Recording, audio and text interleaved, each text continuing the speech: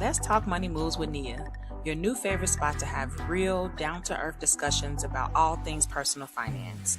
I'm Nia, your Chief Learning Officer, and this show is about making money conversations normal. We're creating a space to break down money moves together without judgment or pressure. Whether you're seasoned or just starting your journey to financial stability, we got something for everyone. My financial family will tap in sometimes just to share their knowledge and experiences, all to show you how to get your life right with money. So grab a drink and a blanket and let's talk about it.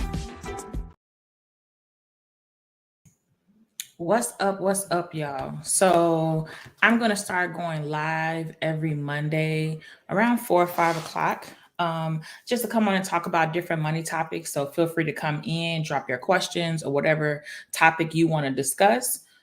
My name is Nia, financial education instructor, 3 times author, and real estate investor, dropping in to talk about all things personal finance. So if you don't know me, what I do personally, I drop down to earth money and home buying tips for high achieving women seeking the financial stability they desire and deserve. So thanks for joining. Make sure you hit that like and subscribe button. Thank you for tuning into the channel. So today we're going to be talking about my book, Budgets, Mindsets, and Money Moves. And if you want to get a copy of this book, you can get it.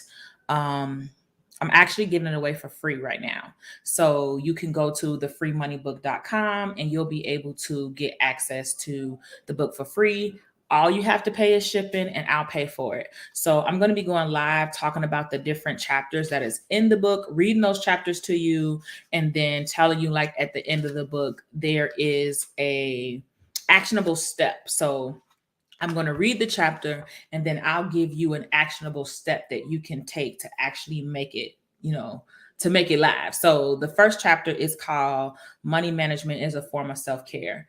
And I think that hits home because a lot of times people think just because you budgeted, that means you broke. Just because you're watching your funds, that means you have to penny pinch. Just because you are somebody who's more mindful of your money, that means that you have to be broke and you can't live your life, or you have to change the way that you live. And that couldn't be further from the truth.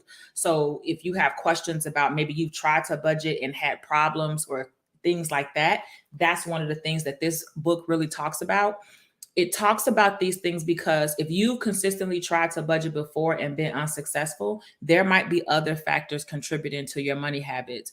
And there might be deeper roots to the origins of your money habits, which might be causing you to do those things. So again, always, if you're watching this on the replay, make sure you type replay down in the chat and then let us know where you're tuning in from. Okay. So let's get into it. We're gonna get right into it because I don't have much time today, but I want to come and consistently show up for you online. Is that all right with y'all? Is that all right with y'all if I do that? So yeah, definitely come in, drop your questions if you have any questions. But we're going to talk about the ways that money management is a form of self-care. So a lot of people feel like because they start budgeting, it makes them like penny pinch, and then now they can't get their hair done, they can't go on trips, they can't do things. And honestly, that's not really what it is. I think it's the fact that you got to do the hard work. So it's easy to write down the budget and decide like, okay, and easily just tell yourself, okay, this money's going to go here, this money's going to go there. But when the hard part comes in is you actually following that, it takes you having to make a shift in your mindset. So it's going to take you doing what's hard. We can't just, do what's easy. We can't just choose the things that are more comfortable for us. If we want to really seek change and you really want the professional and financial development, first thing you're going to have to do is get uncomfortable. And I feel like that's one of the reasons why people don't like budgeting either. Budgeting causes you to get uncomfortable. Budget causes you to take an open and vulnerable look at your finances and what you are doing with them. And sometimes we don't like what it tells us. So instead of us just dealing with that, we blame the budget, and it's not really the budget's fault. Money management is a form of self-care simply because it's you making yourself a priority. It's you making your finances a priority. And a lot of times we get wrapped up into things and we make a lot of decisions that please other people, but they don't please our own wallets and they don't work well for our own wallets. So definitely we have to work to make decisions, get uncomfortable, take that vulnerable, open look at our own finances so we can really see what it is that's damaging our money. So I'm going to do a live this week about the student loans coming back, and what that means for you. What should you do if you have student loan payments that are now about to come back and enter your budget? So that's one of the reasons why I wanted to come on here and talk about this today, because with the new Supreme Court decision on Friday, we might be having student loan payments back. Well, currently we will be having student loan payments back. So people need to prepare for that. We haven't paid for them for a while. So I'm currently researching the different programs that are out and available so that I can come on and do a live, and I'll schedule it so you all know that it's coming. But I want to come on and do a live to kind of let you know what your options are, let you know what things that they are doing out here right now, to be able to know what can you do if you are not prepared for this student loan payments to come back into your budget. Continuing on. So it starts off, unfortunately, in past years, financial literacy, it hasn't really been recognized as one of the core skills that we needed to succeed. So in school, we've been taught y equals mx plus b. We all know that pi equals 3.14. Those type of things have always been drilled in our head, those formulas and different things like that. But depending on what school you went to and what area you might have been, you might not have touched anything with personal finance in school or in your primary education or even secondary. I know for me personally, and you all can let me know in the chat, I didn't really receive any financial education knowledge. My financial education knowledge came from the School of Hard Knocks, from the School of Life. That's when I started to learn about finances. And I kind of learned in trial by fire. Well, trial by fire. So a lot of times that's why I bring y'all the info that y'all bring y'all, because I've been through it. I'm not here to tell you, oh, well, you need to do this or you need to do that. I'm coming at you to tell you exactly what I've been through and to help you possibly avoid some of the mistakes I've been. I'm taking years of knowledge and energy and experience and information and pulling it together and packaging it all nice and cute for you, because I want to be able to, one, make it not in a foreign language, because a lot of times we're not financial people. So when we hear finances, we automatically don't compute. So I want to put it in a language that you can relate to, put it in a language that's going to make you be like, oh, okay, I get it.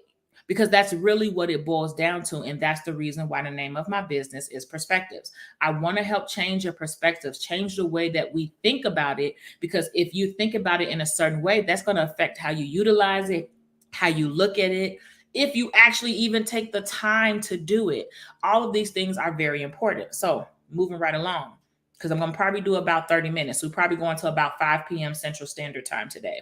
So although life has taught us so much different than that, so as a result, many adults learned about credit, the need for money management skills as they navigated life. So currently, it's a few states now that require high school students to take a course in economics, and then 21 states now require high school students to take a course in personal finance. With that number constantly growing, so we have hope for the future. But if you're like me, I'm already done with high school. So those might benefit my daughter's already out of high school. So it might benefit my grandchildren, but I have to show up and do the work for it to benefit me. I have to get up and be proactive and seek out the knowledge and do what I need to do in order for me to get my finances together. And that's a decision that I have to make. And it's a form of self-care, because think about it. When you have a huge expense that you really don't know how you're going to pay, you really don't know where this money is coming from, how does that make you feel? And I don't mean to sound like a therapist, because I'm by far not a therapist, but how does that make you feel? I know for me personally, when I got a big expense coming up and I'm not sure how I'm going to afford it, I'm stressed the hell out. I'm stressed. I'm worried about it. I'm thinking about it. It's always in the back of my mind. But if I know that I have the funds to take care of it, or I'm not worried about it, or I already have a system or exactly how I'm going to pay it, I just feel a little bit better. I just got I'm a little bit eased. It's a little bit less weight on my chest. So that's what and how money management is a form of self-care for you. It gives you that mental peace of calm. Like, I'm not up here just showing you how to budget, just selling budget courses. I'm up here selling a better life. I'm up here showing you how you can have a more fulfilling life that leads to less stress, and you have more time to travel, and you have more time to do things that you need to do. Because the reality is, at the age that we are, most of my followers are at least 35 years old. We are approaching those retirement years, and we want to retire because, hell, we tired of working right now. And again, if you feel me in the chat, definitely drop it in the comments. But a lot of us are tired of working now. So we got to put this work in. We got to get uncomfortable. We got to have that hard conversation with ourselves so that we can make the necessary moves needed so that we can retire. So we're not forced to be working until we really, truly, it's just our body is like, look, I'm done. I don't know what you're going to do, but I'm done. So we have to start putting that work in to put that money where it's supposed to be so we can get information. Okay. So according to a study published on enrich.org, a strong relationship exists between financial wellness and mental health. So you don't realize it, because you're comfortable going through the motions. A lot of us are used to, when we receive a bill, we just pay that bill. When we know we have something due, a lot of times we don't even look at the bill, we just pay it, and that, just because your bills are paid and your bills on time, don't mean that your finances are healthy. Sometimes you're paying the bills and you're actually creating problems for yourself because you got other automatic payments or things that you might forget. Okay. So according to the Money and Mental Health Policy Institute, poor finances often lead to stress and anxiety, and they can further impact your finances. So just because your bills are paid, doesn't mean your financial health is intact. At least y'all know I really wrote this book because I just said that. How many debt payments do you make a month? So that's another part of it. Just because your bills are on time, just because you're not making any payments late, how many debt payments are you making? How many credit card payments are you having to make every month? So yes, they're on time, but if you're making so many of them, that's money still taken away from your future goals, from your current goals. Hell, because I don't know about you all, but I like to travel. I like to see other cultures. I like to try other foods.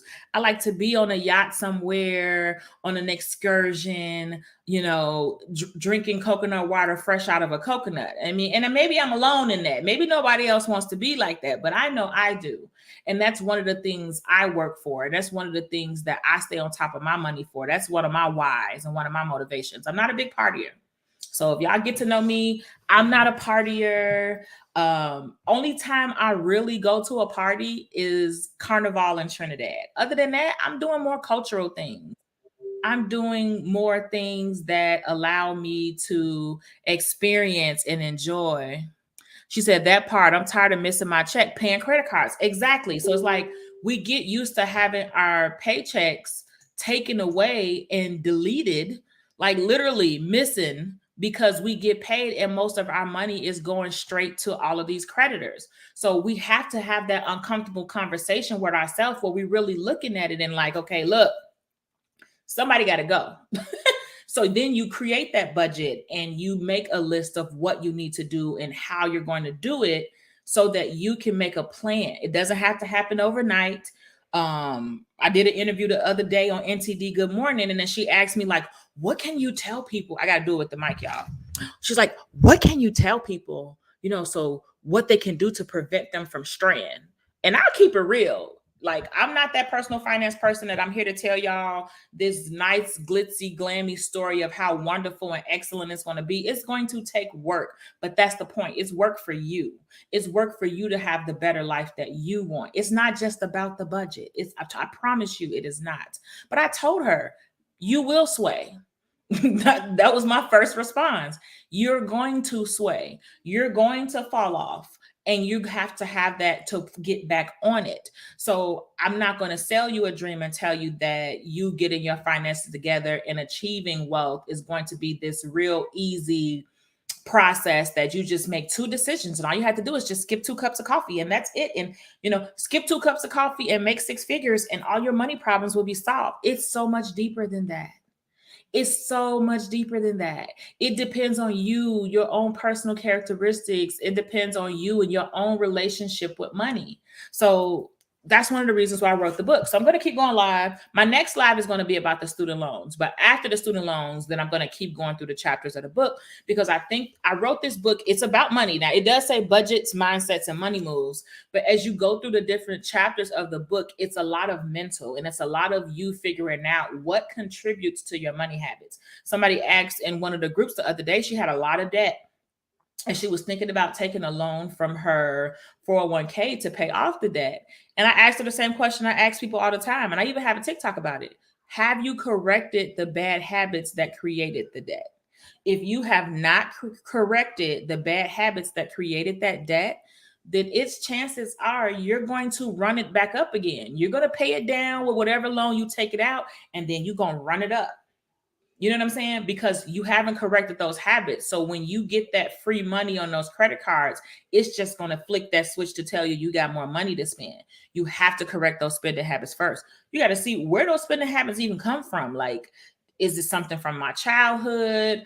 Is it something from me personally? You know, what is it that causes me to spend? And sometimes it might be an easy process for you to get down to the root of it. Sometimes it might not, but you got to do that work. Oh, she said, quit telling my business.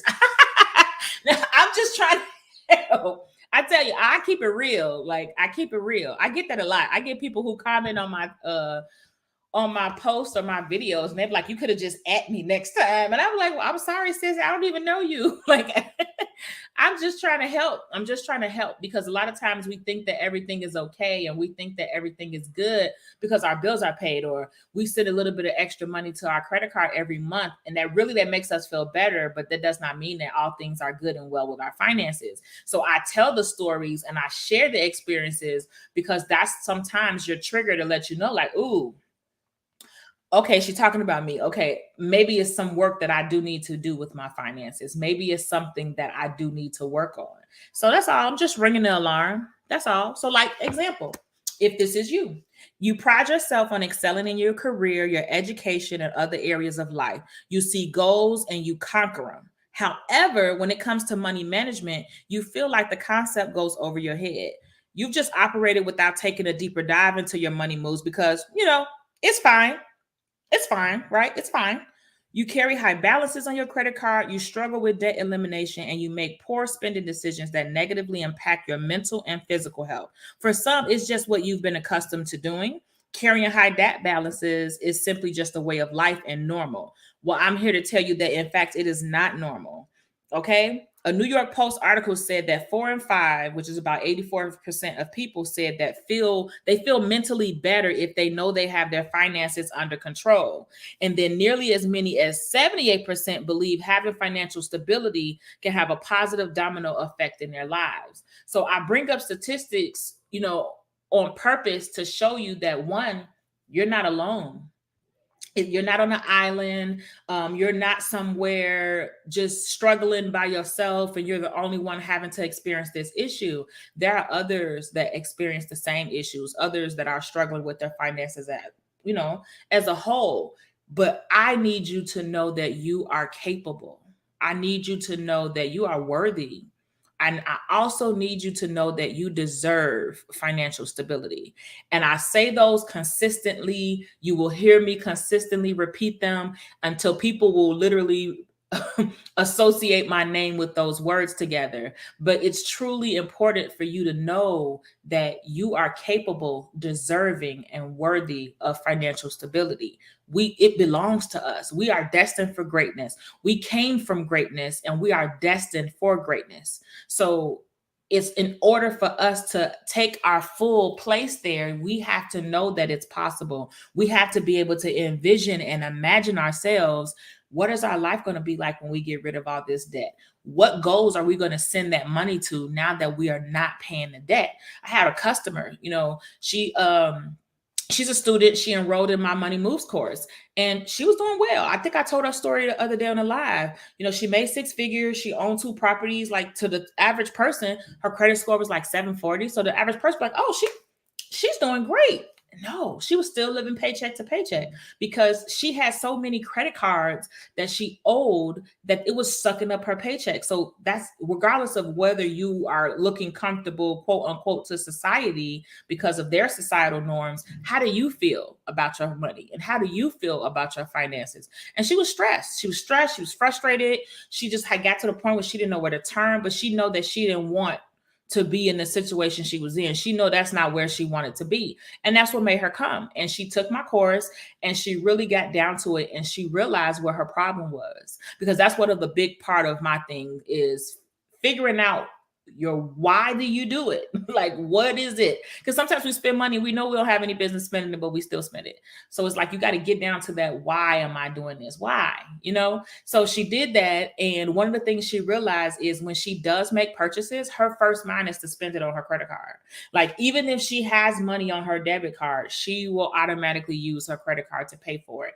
And part of it is because of like the perks and the different things that the credit cards give you, which is fine, but she would never go pay it back off. So she would tell herself, oh, when I get paid, I'm gonna buy this right now and get my points to get my cash rewards. But when I get paid, I'm gonna go pay it off. Well, when she get paid, going to pay it off never happened. When she got paid, either life would continue to happen where she didn't have the money to pay that full purchase off, or she just didn't do it. She found something else she wanted to buy and she bought that instead. So that ended up causing her balances to increase until she had about $70,000 worth of debt. Now she enrolled in my course last year in 2022. She did not enroll it this year. And she has changed her life. She's changed her life. She did our no spend November and she paid off about $12,000 worth of debt. And to this day, currently, she has about $15,000 left, and her goal is to be debt free by the end of 2023. But that's remarkable to go from $70,000 to $15,000 worth of debt. Like, can you imagine the free money? And that's when I asked her the same question I just asked you. Like, what are you going to do when you don't have all these debt payments? Where are you going to put that money at? Develop your plan. What investments are you going to invest in? What are you going to do? So that's why you have to envision that and you have to create that plan, AKA a budget. I'm just saying, budget don't mean broke.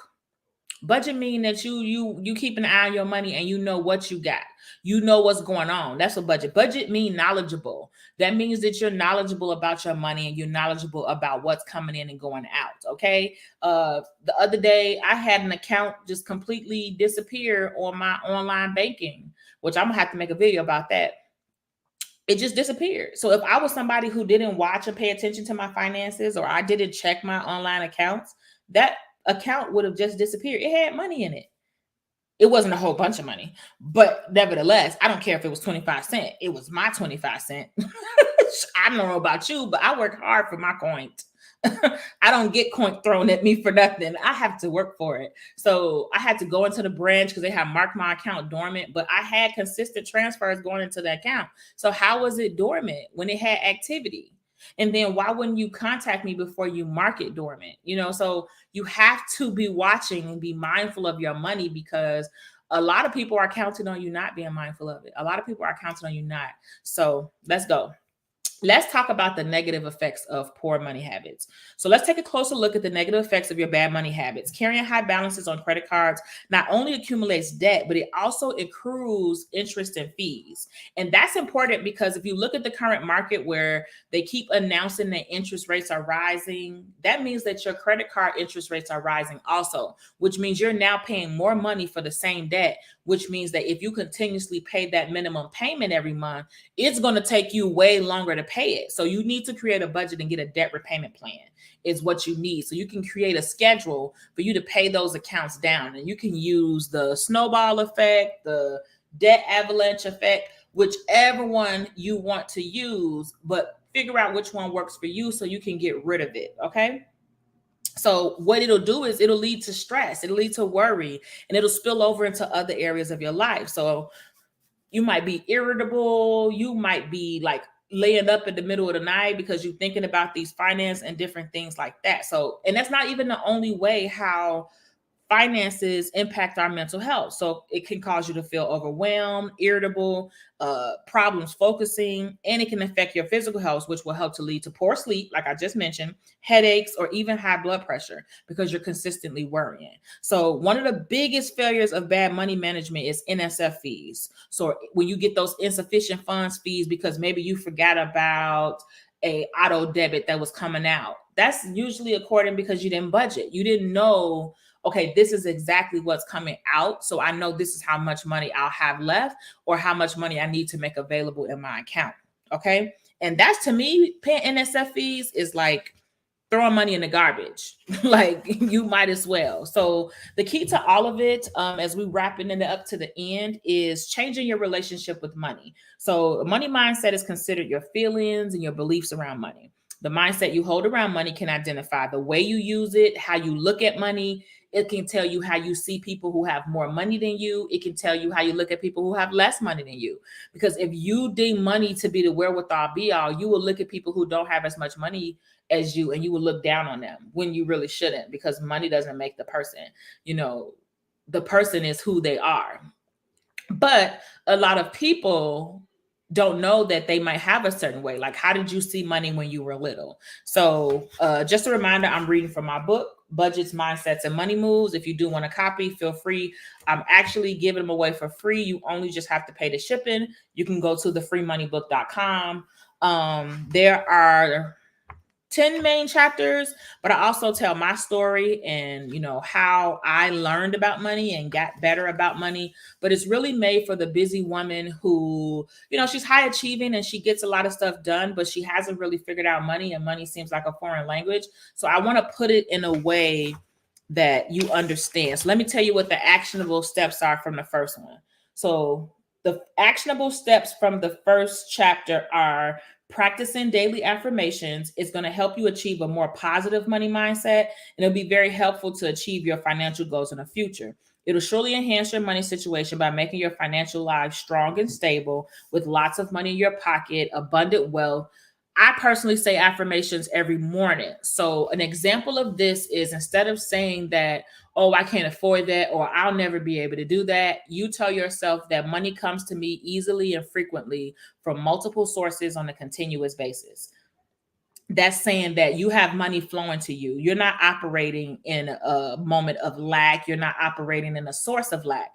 Money comes to you easily and frequently from multiple sources on the continuous basis. So instead of telling yourself that you don't have something, telling somebody yourself that you'll never be able to afford something or you'll never be able to make it, erase those thoughts and start having more of an abundant, because negativity begets more negativity and festers up into more negativity. So start putting those positive mindsets and positive affirmations and energy over you and your money.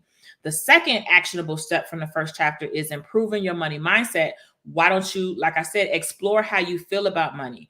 Do you have a really good relationship with your money, or is your relationship toxic? That's a question you're going to have to ask yourself. And then ask yourself, what does money mean to you? Now, this is a question I ask all the time. If you've ever been on any other live or a lot of my courses I teach, I always ask this question, because your answer to this question can kind of tell a lot about you and tell a lot about how you move with money. So before I close out, I'll tell you what money means to me. Money for me is a tool. Okay. It's just like a hammer, a screwdriver, a nail, a washer. Ain't that what they call those things? I don't know. It's just like that. It's something I use to get where I need to be. It's something I use to get where I need to be. That's it. It's a tool. It's something I can use, and I'm going to use it, get what I need. And that's it. I'm not going to make it my ultimate goal. It's not going to be the main focus of my work. It's not going to be the main focus of my strategies or any of the work I'm putting in. The work that I'm putting in is to reach my ultimate goals, which is time freedom. I want to have more control of my time. I want to be able to travel more. I want to be not, 70 years old and still forced to have a job because I didn't prepare to be able to not work. I want to be able to create money so the future generations of my family don't have to start from scratch like I did, because I started from scratch. I might have even started from negative. I ain't gonna lie to you. So I want to be able to make sure that maybe my grandchildren do not have to. Well, my daughter didn't. Obviously, I created that, but I want to make sure that I want to take it a step further. Like, why do I need to stop? Why am I limiting myself? I'm not thinking small. I'm thinking big. Okay, I don't want to curse on here. So that's what I'm going to close it out with. Try to think positive over your money. Try to think positive over your money moves and what you do when it comes to managing your money. A budget only will make you broke if that's what you see it as. It's not making you broke. Your budget is showing you how to accomplish your goals. Your budget is showing you what you need to do to accomplish your goals. Okay. So thank you all for tuning in to the channel again. Definitely hit like and subscribe or follow depending on what channel you are on. If you're on YouTube, make sure you hit that subscribe and the notification bell so you know whenever I'm going live. I'm definitely trying to show up more live for you all. So you also can feel free to DM me and let me know or comment on the live and tell me like other topics related to budgeting, debt repayment, saving, real estate investing, overspending, any, other topics specifically to those that you want me to come on and talk about. Let me know. But other than that, I'll say goodbye. Unless somebody have any questions, I'll give you all a chance to ask any questions that you have. And then if you don't have any questions, then I'm going to go ahead and jump off. But yeah, I'm gonna try to go live every Monday between 4 and 5 o'clock. I'm thinking maybe I might just do 4:30, or maybe I do 4 to 5. Maybe I'll do that. Let me know what y'all think.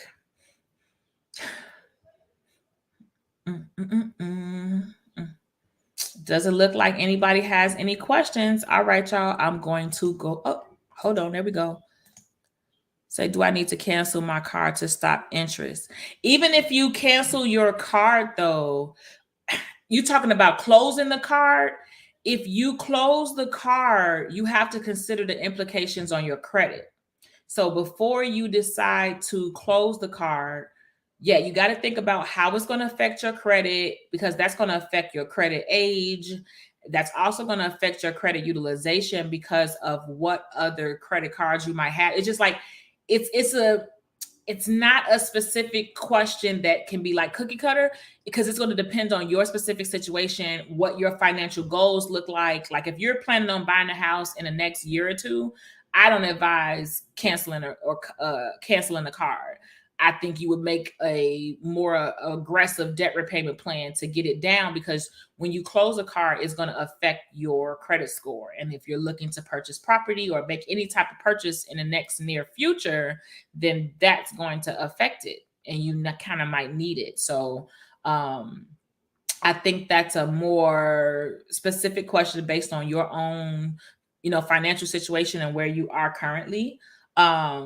But just generally canceling it, if you do that, yes, that cancels the card, and then you just have the balance that you owe, and then you have to take the time to pay it off, and it's going to show up on your credit as a closed account though. And so you'll have to continue to make the payments until it's, paid down to zero. So, I mean, I know there wasn't a straight answer, but I don't really like giving cookie cutter solutions, because I could tell you, yeah, girl, just cancel the card. And then you try to buy something and you be like, this raggedy told me to cancel this card, and now I'm trying to buy this house or something. And they saying, my score is low because I don't have enough credit reporting. It's just hard to give answers to certain questions because credit is tricky. Try and give you a chance to respond.